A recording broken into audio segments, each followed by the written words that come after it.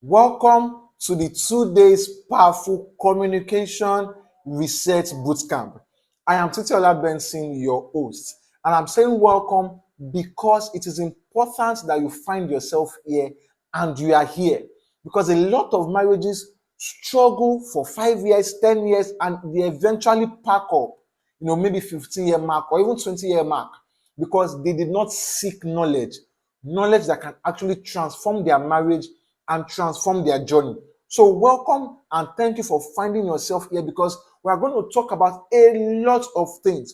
Communication in marriage is like the roof of that people see of the building. There is a lot that goes into the structure, a lot that you don't see in the foundation. So communication is not just easy, there is a whole lot that goes into it. And that's why I'm also saying people struggle in marriage. There is tension in communication simply because we were not taught the skills. There are so many differences out there. Your husband is not you. There's gender and gender differences, personality differences, background differences, exposure differences, maybe even educational differences. So there are so many differences such that your husband or your wife can be saying A and you are hearing B, and you are wondering why. Because this is something we actually have a lot of people come to us and say, my husband or my wife does not understand when I say this because there are too many differences. Now, without further ado, let's try to get right into it for today. Now, there's what we call, and where we'll be starting from, what we call emotional atmosphere.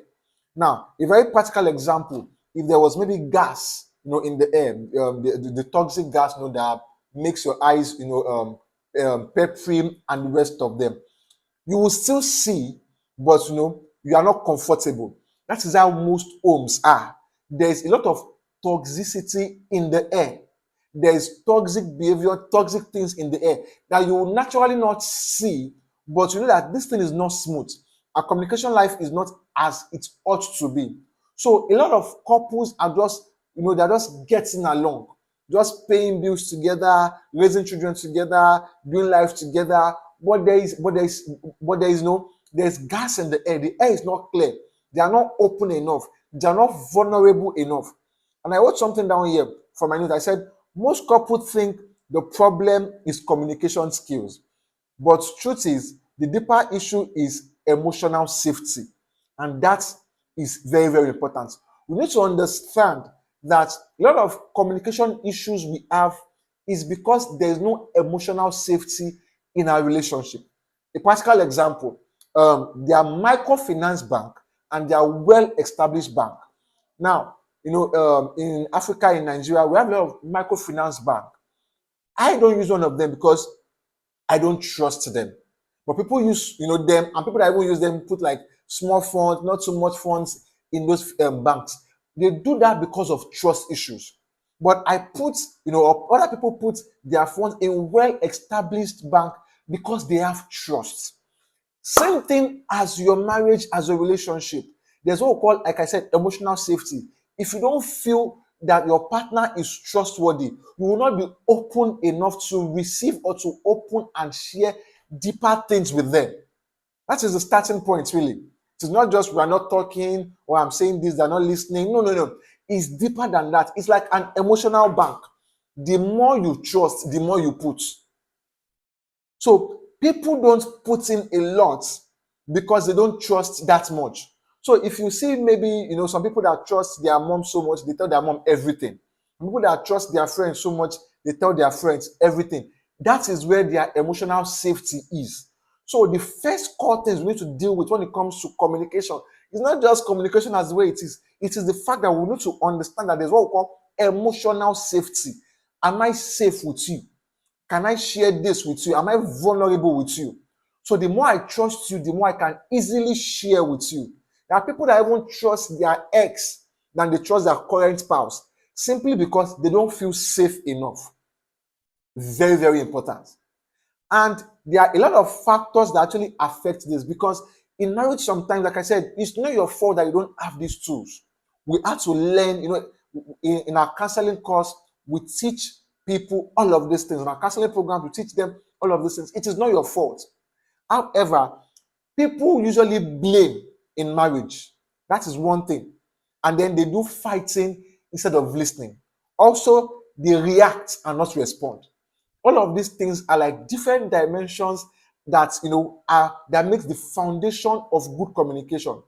But let's talk about the blaming to awareness, because you need to leave the blaming game and move into awareness. You need to be aware of the fact that I feel a certain way. How do I want to respond to it? Now, very, very important, we need to also understand that when it comes to communication, when we talk to our spouse, sometimes it is a case of there's an underlying emotion that is not spoken about. Maybe we are trying to, win the argument, which should not be so. Which should never be so. In marriage, you're not trying to win an argument. It is a teamwork.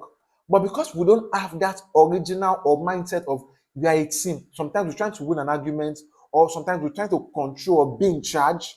A lot of times women try to use different manipulative skills, in the home. Some men use, money to control the homes, which should not be so. We are a team. I'm the striker, you are the defender. We are a team. For kind of like we bear the same name, at least. So pretty much, we need to understand that we need to leave the blaming game and move to self-awareness. But we cannot get to self-awareness except to start asking the question like, what do I really feel? Out of this conversation, what do I really want to achieve? What do I really want to get? Like I said in my notes, what do I really want to get out of this conversation? Do I want to win, which is wrong? Do I want to control, which is wrong? Do I want to punish, which is wrong? Especially if you are used to maybe being in the spotlight, or you grew up in a home whereby you always read meaning to things. People always have meanings to things. Maybe you grew up in a large family. So when somebody says something, they mean something. So the question is, if you don't want to blame, you want to move into the place of awareness, because automatically couples blame. So if you don't want to blame, you want to come to a place of asking yourself, how is what my spouse saying? How is it affecting me? How am I hearing it? How am I feeling about it? Is it that something they said reflects or connect to something that happened to me 20 years ago? Maybe fear, maybe anxiety. So sometimes, when people communicate to us, there are other emotions underlying that is there that we are actually responding to, we are actually reacting to, not even responding to. So that is the only way you can move from blaming to awareness is asking yourself critical question. How am I really feeling? Is this thing triggering me? Very, very important. Very, very important. And like I said, people now become defensive, dismissive, sarcastic, loud or withdrawn, or even aggressive, pretty much. And then you see people that start keeping scores. That was how you did last week. That was how you did 2 months ago. You didn't do that. You a lot of things. Because once you say something or their partner says something, there's an underlying emotion that maybe they sustain for like a month, 2 months, 1 year, and they are now keeping records and keeping tabs. So you would know that there is imbalance in your communication when you shut down, or you are trying to avoid a communication, or you don't even let the apology land, you just zone out. And a lot of things, or a lot of this happens a lot of time. Now in my notes, I also say you will feel safe in a marriage or in a communication when it is honest, you are being engaged, you are in the moment. So all of these things will give you clues that, this communication is actually being transparent, is honest. There's no heat in the air. There's no tension in the air. Pretty much. Now, emotional safety simply means that I can trust you. I can be vulnerable with you. You can misunderstand me and it is fine. I can get angry or get scared. I can, like they say, I can be naked in front of you and you still love me, respect me, and treat me with gentleness. However, people are not, safe enough to say how they feel in their marriage or in the relationship. That is why, for a good example, when you see some expensive cars or luxurious cars like Benz and the rest of them, they pride on the fact that the car can give you safety. So, as a married couple, like I said in the first part, you should pride on the fact that your spouse can give you safety. You can share anything. Don't run to your mom, to your dad, to your best friend to share what you need to share. So we see this a lot. Like I said, still on the fact that emotional safety is the foundation, is the building blocks. You cannot just say, we talk, everything is fine. For every couple you see that are striving, that are doing well, there is emotional safety, there is trust. Like I said, it's a bank that you've built. A lot of people, usually come and will get across to the part of building it. Maybe as we teach or even tomorrow. But there is trust. That is why all those expensive cars depend on the fact that our car, no matter the accident, we are safe, even in the car. So couples need to bring that safety into their conversation, into their home, into their marriage, to show that you can tell me and you can say anything. Not that we are just, we raise kids together, we pay bills together, and the rest of them. So moving on real quick. Most common ways couples destroy the safety in their marriage, and this is very, very important. First of all, through criticism. This is a very big one. Through criticism, we'll come back to it, but also through, stonewalling, silent treatment, walking away, this defensiveness. But let's really go back, first of all, to that criticism. So you begin to hear things when your spouse will talk to you, or you begin to hear things like, you never listen, number one. You are just like your mom. You are just like that in your family. Why are you so lazy? I always have to fix your mess. You are overreacting. Excuse me. Between me and you, someone that you are saying all of this, you never listen. You are too lazy. You are just like your father. I have to fix your mess. You are overreacting. How do you expect them to behave better? Can we really see that there's a lot that undergoes even in our communication? When you say all of this, you never listen, you overreact, you are just like this, all of those. How do you really expect them to really listen to you or to begin to trust you? So today, what we want to do is you need to become a safe space for your spouse. I could remember a particular incident that happened a while back, and my wife knows my stand on that issue. And then she never used the word, you never listen. And she came and she just gave me the advantages and the disadvantages of me taking a particular step in that scenario. And I went back to think about it. The moment you say things like, you never listen, the person just shuts out, just shut down and say, yes, I'll do what I want to do. And a lot of time, this happens with the men. When you just say, hey, you never listen, no matter what I say, don't listen to me. They just zone out. They just shut down and still go ahead, even to do what they know that is not good, because they just want to prove a point. So a lot of times we see couple in counseling that these words, this you never listen, you are too lazy, you are like your father, you are like your mother, you are a mess, you are overreacting. It makes people accept that, okay, this is who I am, and they now go ahead and do the wrong things. So our communication, our language is even encouraging our spouse to do the opposite of what we actually want. So that is why we need to understand that this communication thing is broad, is wide. And like I said from the start, it is never your fault that you don't understand it, because it was never taught, in a structured environment. It's not taught in schools or even in homes. We just get in there and find ourselves that it's not working out. So a lot of these words that we use in our homes, we need to eradicate them. We need to eradicate them and do away with them. Now, quick one. 3 signs that emotional safety is missing. When you hold things instead of, when you hold things to avoid a fight, when you feel drained after every serious talk, when you don't feel emotionally close, even when you live together, and this one is a big one, or when you even walk on eggshell. A lot of people are walking on eggshell in their marriage and in their homes. Now, there can be a transformational shift, which is where I actually want us to focus this evening. Meaning that you can actually grow.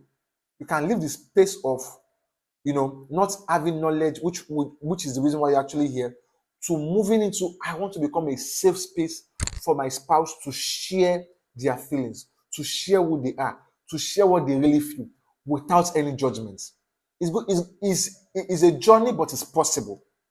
It's a journey, but it is possible. You are not trying to fix your partner. Just become their safe space. Very important. Don't try to fix your partner. Just make sure that you are putting forth the right energy. You are making the environment and the atmosphere conducive for them.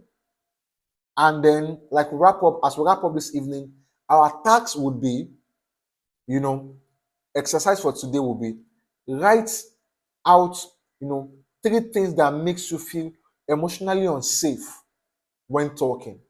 Also write out 3 things that makes you feel heard, feel loved, or feel emotionally safe in your marriage or your relationship.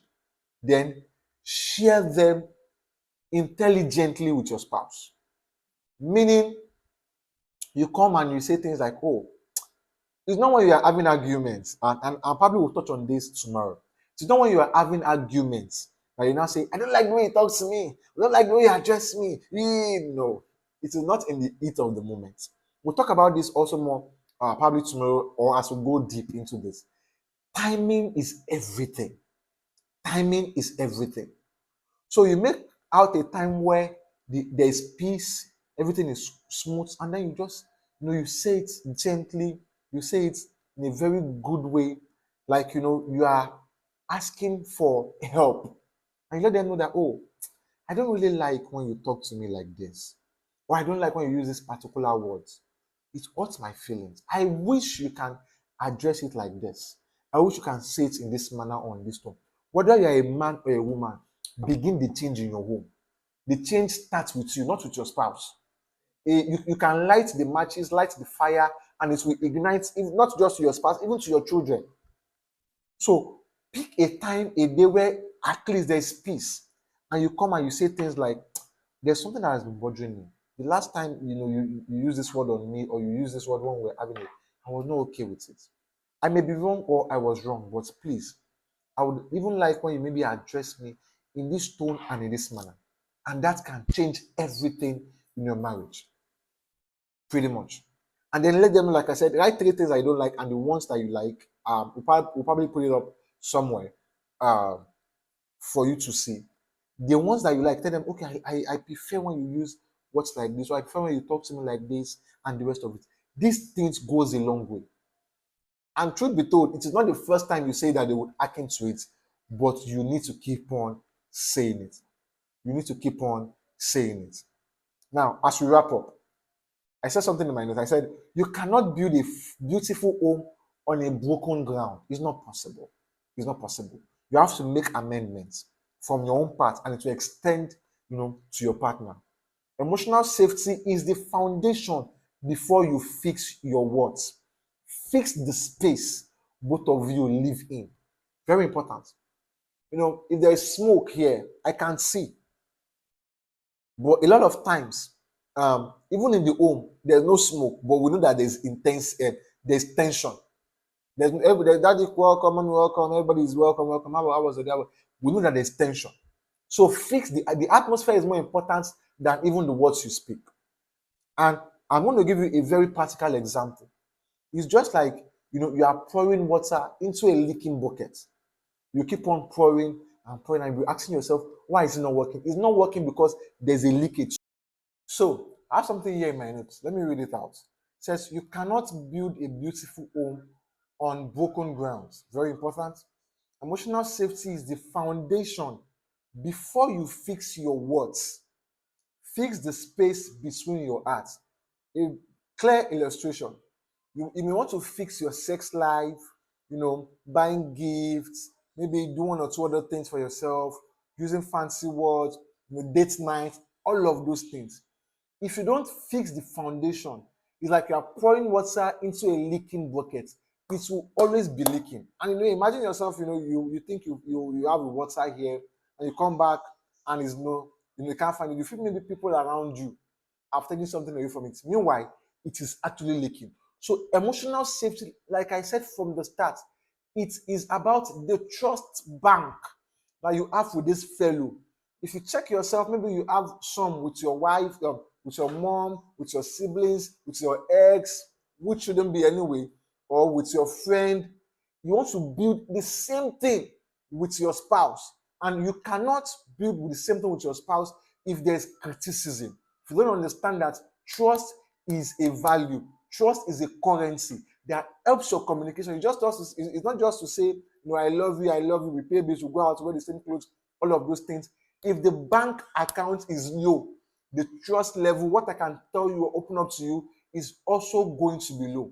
Very, very, very, very important. So it is important that you join us also tomorrow as we dive deeper into this conversation. We have something special for you, so you don't want to miss it. Tomorrow we're talking about the fact that how to speak so your partner doesn't shut down or snap. Meaning, it is not just what you say, it is how you say it, and this changes everything. This changes everything. It is not just what you say, but how you say it. It is just like when you purchase maybe a wristwatch or maybe a perfume, and there is a packaging before the product. So meaning that beyond what you say, how you say it is the packaging, how you layer it, the mood, the atmosphere, the timing. That's why I said maybe you just got a perfume. There's an outer package. You take that one away. You see something else. You have to take that one away. That is delivery. So there's also delivery in communication when it comes to marriage, and you don't want to miss that. Like, see you guys, tomorrow. Stay blessed. Make sure you actually do the exercise, the daily task for today, which is writing down what makes you feel emotionally unsafe. 3 of them. And then what makes you feel heard in your marriage or your relationship. And then you look for, like I said, a good timing, and you say it to your spouse by today. After this video, make sure you actually do that. Look for how you can say it, impute it, that they will get the point. Like I said, little of these changes would go a long way to actually bring about transformation in your home. And our mindset and our hope as we do this is to heal what is painful, what is hurt, to heal the wounds and the pain in your marriage, and to build what truly matters. Because beyond and above all, marriage and family is supreme. Bye for now, guys.